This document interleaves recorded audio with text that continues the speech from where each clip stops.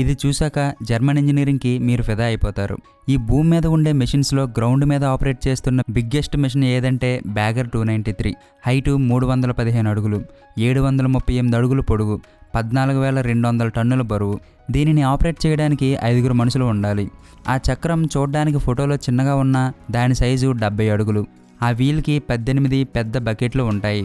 చూడ్డానికి ఏదో ఏలియన్ ప్లానెట్లో షిప్లా ఉంటుంది. బ్యాగర్ 293 1999లో జర్మనీ బొగ్గు గనుల్లో పనిచేయడానికి తయారు చేశారు.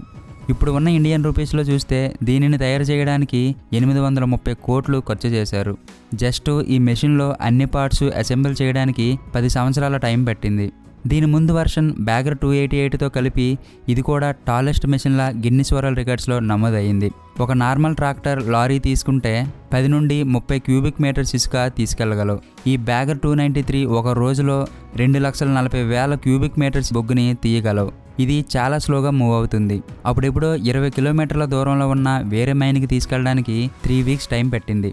ఇలాంటి పెద్ద మెషిన్లు బయట చూస్తే మెన్ విల్ బి మెన్ అన్నట్లు అందరూ దానినే చూస్తూ ఉంటారు. ఫ్రెండ్స్, ఈ ఫ్యాక్ట్ నచ్చితే వీడియోకి లైక్ చేయండి. Thank you for watching.